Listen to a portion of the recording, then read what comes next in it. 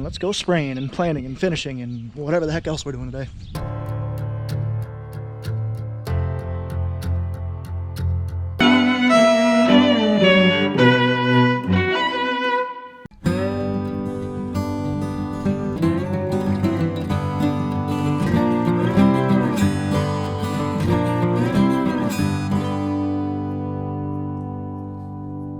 Hey guys, just so you know, my name is Ron. I run the channel at Hartung Family Farms. Thank you so much for watching. If you guys do mind, hit that like button. And I got a question for you guys. For all my farmers out there, how far along are you guys with planting? Let me know in the comments down below. I'd love to talk to you guys. And just so you know, I had a close call on the sprayer today. Well guys, good morning, good afternoon, and good evening to all. Welcome to Hartung Family Farms. And today, it's Sunday the 26th, I believe. And I'm just getting ready to move to the farm, head up to the farm, I should say. It is absolutely gorgeous out, 70 degrees. Just went for a walk with the wifey. So let's get up to the farm now. I got some spraying to do. Look at that majestic deer up on top of a hill. Well, you can't really look at it anymore. Man, this is a gorgeous day. I really hope we're planting by the time I get up there. It's gonna be about 2:15 when I get up there, but it is approximately 70 degrees out right now and not a cloud in the sky. Here comes Eberhardt's 895 massive 21 shank anhydrous bar. And there's the neighbors with their nice International tractor, four-wheel drive. Then right behind them, they're actually planting. It's got a nice 12-row planter. Sweet. It's that time of year, guys. I don't see Pat running, which I wish I would have. He should be actually in this field right now, but he's not planting, so I don't know what the deal is. But our neighbor to the west of there is, and I'm gonna start spraying. Not gonna lie to you, I expected the Cat Challenger to be gone, not the 340 Magnum, but guess Curtis is out soil finishing in the 340 Magnum. Curious how that thing's handling the hills. It looks like Pat's filling up right now. Let's go spraying and planting and finishing and whatever the heck else we're doing today. Alrighty, so here's everything that comes in that Midland kit.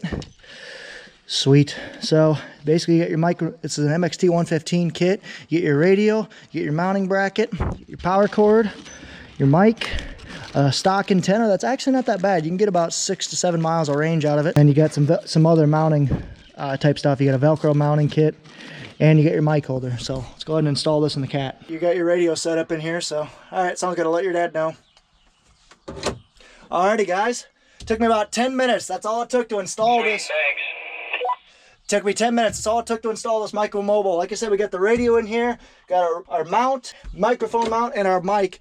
And our antenna is what's going to stay in here the whole time. And what's the beauty with these MXT 115s is that I can basically pop this out, unhook the power cord, and I can move this radio in approximately 30 seconds and pull it out of here. That's going to be awesome because we have 20 different tractors and I want to probably put this radio in about 10 different pieces of equipment. So moving these things around is going to be amazing. So anyway, Micro Mobiles MXT 115s, link in the description. You got, I believe there's a promo code if you guys use my name. All right, let's get moving. I got to get spraying. Alrighty guys. Time to get the sprayer. Awesome. Time to get moving on the sprayer. I got probably 100 acres or so until I catch up to Pat. By that time, I'm hoping he'll be done with that field. But we'll see. So let's get moving. Let's back up and start filling this thing up. All right, let's get filling 10 gallons of this and then 790 gallons of water. Filling up my ductor right there. I gotta get the 10 gallons. Right there's my gauge. While I'm filling up the sprayer too. Right now the sprayer's at 300 gallons. Already got my sprayer tank mixing. We're gonna check with Pat, see if he needs anything, and I'm gonna head out. Curtis just took off there, and here comes Nathan.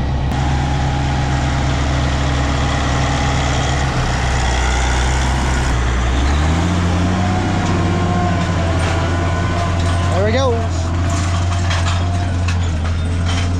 And there goes Pat, which means I need to get moving. Everything's rolling out at once, ladies and gentlemen, because I'm going to be moving here soon too. Wow, that he missed that four-wheeler by about 2 inches. My sprayer's running. Let's get moving. Let's play catch up. So Nathan is running over there across Deep Creek. It's a 100-acre field over there.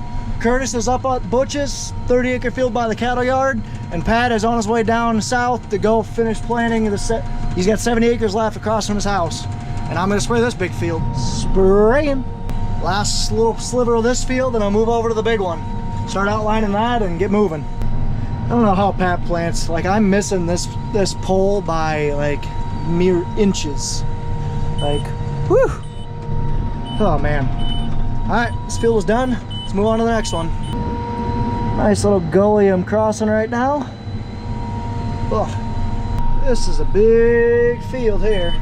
This planter is 24 rows wide, which means it's 60 feet, and my boom is 100 foot wide. So basically what I'm doing is, the end of the planter is about right here. It's got 2 gauge wheels. I'm basically driving 4 rows in, because each row is 30 inches, so 4 rows is 10 feet. And basically if I split the difference, I want to drive on 50 feet off his planter, because that 50 plus 50 is 100. So basically I'm looking for his gauge wheel, and I'm going 1 row inside of that, and I'm just following that row. There's the field that I sprayed in yesterday's video, or in the video before.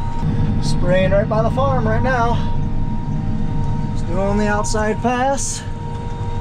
Trying not to destroy my breakaway or any pulls. It's close, but I'm doing it. Nathan's over. I can kind of see him right there, about a mile away to the west. Curtis is about 2 miles southeast. So right here, we're on GPS lines, and I was working really well, but it's now, I'm just gonna start following patch tracks. We did an AB line. This is the first time actually getting packed to plant with GPS, so it wasn't perfect, but I'd say 80% of this field was planted with GPS. So that's pretty dang good. I will take that. Makes my life much, much easier, and I'm not complaining. I really am not. All right, do you guys got any questions for me about spraying? Like I said, I do 60 to 80% of our spraying, so I can do my best to answer, but kind of like I said, what we're doing right now is I got a couple chemicals in the back. We want to broadcast spray across this entire field. In order to do that, we basically put 10 gallons worth of chemicals and 790 gallons worth of water, and that'll last me 53 acres. And then I will basically just go ahead and broadcast spray this to kill weeds like this. I mean, this didn't get work, but this is basically what ground would look like if it doesn't get tilled under. These weeds are still there. They're just 3 weeks behind because they got worked under. There's the hearts. So I'm trying to basically do a pre-emerge, get down there. I'm doing a pre-emerge spray to kill these weeds before they start. That way our crop gets a good start, and I'll explain once I turn around about why it's important to kill weeds. Like I said, we need to kill these weeds because what weeds do is they take away nutrients from our future corn crop. So any weed that grows, it's taking away that much nitrogen, that much phosphorus, that much potassium, all stuff that this corn needs to grow and get that 350 bushel yield that we're trying to hit. So that's why we are doing out here. We're spending this money. We're spending tens of thousands of dollars on chemicals in order to kill these weeds, which go out and basically rob our corn nutrients, which basically takes away money out of our pocket. So we're not just dumping gobs and gobs out of chemicals on here. So like I said, this field right here, from all the way down here to all the way over there, is about 200 acres. I will put 40 gallons of a chemical on this entire field. 200 acres, that's 200 football fields worth. 40 gallons of chemical, that is it. It is not a lot of chemical that's going out on here. We care about this environment. I mean, this soil has been in my family generation for over 50 years, and we want it to last for another 100 years, more than that. So we're not trying to absolutely kill our soil and kill our ground. We're trying to basically be stewards of the land and take care of it so it can take care of us. So what all questions you guys got about chemicals and spraying? I will do my best to answer. Don't want to fall on that. That's a 60-foot cliff. So we'll go until my pressure runs out. I'm basically waiting for the pressure to start varying. So when the pressure starts varying, that's how I know my pump is out of water or product. And then I'll basically stop and deadhead back. Now we are. Good enough. This is what I wish I had a Deere. A Deere new R-Series boom, you can actually fold up while moving in case you have to stop and slow down. So, or I had to stop and fold, but fold up and go fill up again. All right, let's go fill up 10 gallons of that. 790 of that. Oh, I got the water running, so I only got 1,550 gallons of holding tank there. So lucky my grandma's well is really strong here. I can basically fill up 500 gallons and by the time I've been gone. Hopefully I can keep enough water to keep me going. Just so you guys know, right here is what we call a buffer strip. It's basically just a grass strip just to kind of help the creek bank and keep it from eroding away. Just because there is a lot of water that comes here sometimes, so we always have like a 30 to 50 foot buffer strip. Alrighty guys, let's go ahead and jump to some drone footage.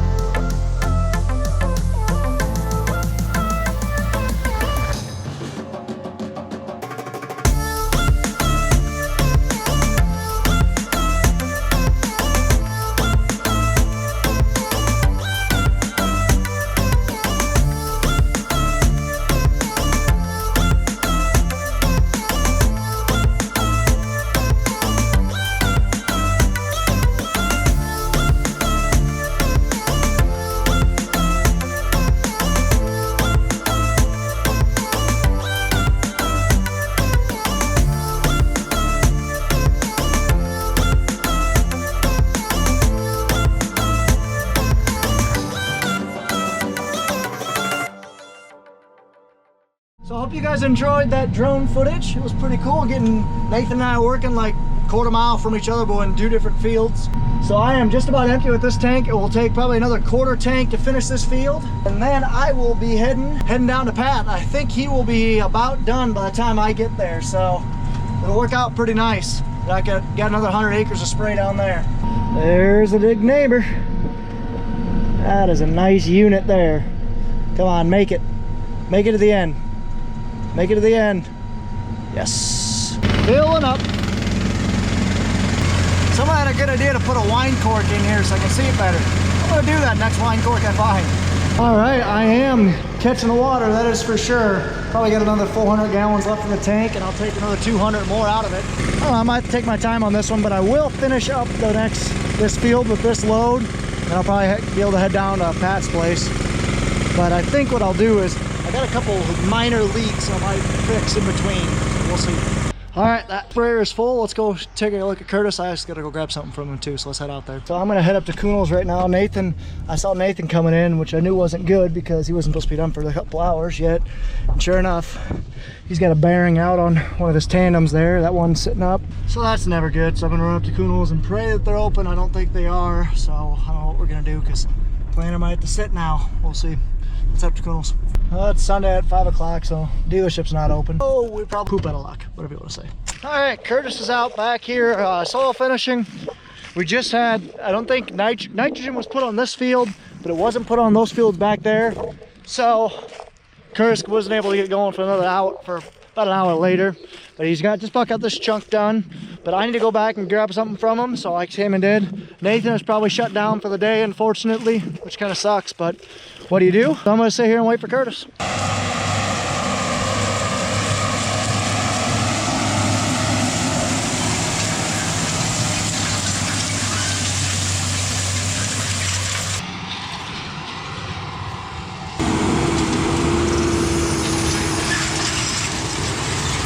Eberhardt's out here spreading fertilizer too, so we're trying to basically catch up with him, and I'm gonna get all full of fertilizer here if I don't hurry up. So he's out spreading fertilizer right now. I believe he's putting on P and K, just different forms of nutrients for our corn. So you can kind of hear it. I might even get hit with some depending on how far it goes. So he's just putting on nutrients, and I'm gonna head. I got the thing from Curtis, got it in my pocket. So I'm gonna head back and get moving and get spraying. Already no luck on the getting blah, blah, blah. Already after fighting issues for about an hour, basically I'll recap on the bearing. Pat and Nathan are fixing the bearing right now. It's almost done, and Nathan will get back going, have that done tonight. So tomorrow we'll have a bunch of ground ready to go, but Pat might have to stop for tonight. We'll see, but I'm back going. I had a couple issues with pressure not getting there. I pulled the filters, got all that done. So now we're ready to go, or we're moving, I should say. Should have this field done in the next 10 minutes, and I'll buzz down to the field that Pat's in and get going. Individual nozzle control at its finest. We'll start seeing them turn on. Well, if I had the section control on, you would have seen them turn on. Poop. All done with the 250 acres west of the farm there. Actually, I did probably close to, see, I've done 290, and I've done 120 today. I'm gonna be able to do about 150 today. Oh, downtime problems, and he's waiting on seed, so I gotta drive around him. This is a nice wet spot that we haven't gotten planted in a while, so it's kind of nice that we're getting this planted and sprayed. Hopefully we can get some crop up before we get some good rains. You can definitely tell where he's planted and where he hasn't. Right, here's the line. At least I can definitely tell. So I'm just skirting along. If I didn't have these rows to follow, it'd be much harder to spray this, but I do have these rows to follow, so I'm not worried about it at all about being 6 inches to a foot from that fence. I just follow the row mark and keep going. Whoa, there's a nice prop plane. And there's a drain riser for a low spot in this field. It's a tile line that goes from there out to the ditch. Well, they just pulled in with the seed tender. It's gonna fill up. Got a Beck seed he's putting in now. It's the first Beck corn we're planting this year. Gonna have a nice side-by-side comparison with the field. Rolling on the straight stuff now. Pat's getting loaded up, so he's gonna get moving. This probably will be my last tank. I don't like spraying too much. after the sun goes down, but we'll see. There's the neighbor. He's got his Deere 8130, I believe, 16-row planter, 1770. Catching up to him. He does have a nice American flag on there, I will admit. There they are. I'm gonna go talk to Pat and see how he's getting along, but well, neighbor's working. Oh, neighbors are having a little bit of an issue. Tractor died on the road. What do you do? Well, there's Pat doing some work. Chasing the planter out of the field. Oh man, what a beautiful day. Yeah, it's actually the tractor that was out on the road. It was this guy planting. It's the last tank load of the night. This will be. Probably take a half hour, I'm guessing, so I can roll through product in this type of field. Beautiful out right now. Man, oh man. Racing Pat, I think I'll win. So I can go 3 times as fast as him. 2.5. I can go 13.5 right now, and he can go 5. Chasing the planter out of the field right now. We'll see if I can catch him before I run out of water. I got 300 gallons left, which is approximately 20 acres. Yes, so we'll see if I can catch him. Also, individual nozzle control. Boom. Neighbor's heading back to go plant, so he must have got the tractor off. And Pat is just about done, which kind of makes me upset because it's golden hour. I wish I would have gotten the drone up, but hey, that's okay. Looking at the iPad right now, you can kind of see I like this interface much better to basically toil around. I can see my rate, my mix, my speed. Wish I could change it. Wish I knew how to change the scale on these things. That'd be kind of nice. Oh, I can. Sweet. So I've just been playing around with the iPad, so I'm learning more every day about it. I'm catching him. I'm catching him.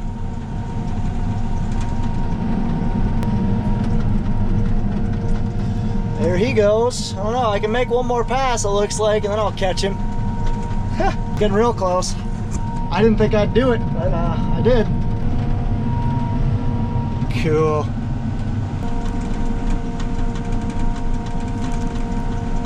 Well, Pat and Rhonda are riding together.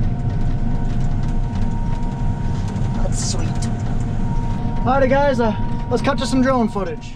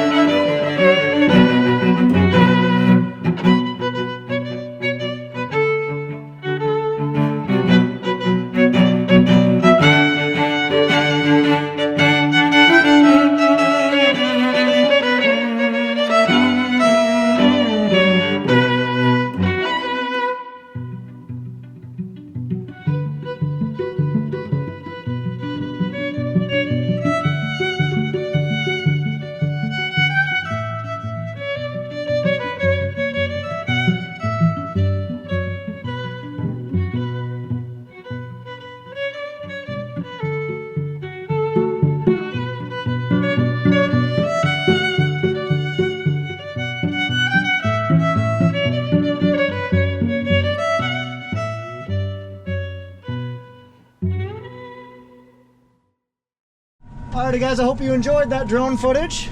I have 10 gallons left and Pat's all done. I might time this exactly perfect. We'll see though. So I got one more half pass left and I'll be done. We'll be folding up at the same time. That'd be pretty cool. Alright, we're convoying home. It's just how it worked out. I literally got the field all finished up and we're both heading home. Well, I'm heading home. He's heading to the next field. I gotta quit spraying. This is after dark. I guess I don't have to quit spraying, but there's nothing more to spray, so might as well quit spraying. Hope you guys enjoyed those drone footage. First planting drone of the year. That was kind of cool. Everyone's out running tonight, that's for sure. It's a good day spraying. Oh, how many acres did I get done? 16 acres. He's got an oil leak underneath the cab now behind the window on that new tractor, so I don't know what that is. That's fun. Nathan's getting the mulcher and the drill out. He's gonna get running. Alrighty, I am all done for the night. Gonna pack up my stuff and then shut her down and head out. Alrighty, sprayer's tucked away for the night. The GPS on the Steiger is not working again, so that's frustrating because we just had the dealership come out and take a look at it and thought they had it fixed. Well, it's not. It's really frustrating. Now there's an issue with the 340 Magnum. We're just having all sorts of fun this spring. But at least on the bright side, we have over 350 acres on the ground. Oh, there's baby kitty running around. Yeah, we have 350 acres in the ground. That's good. Cannot complain with that.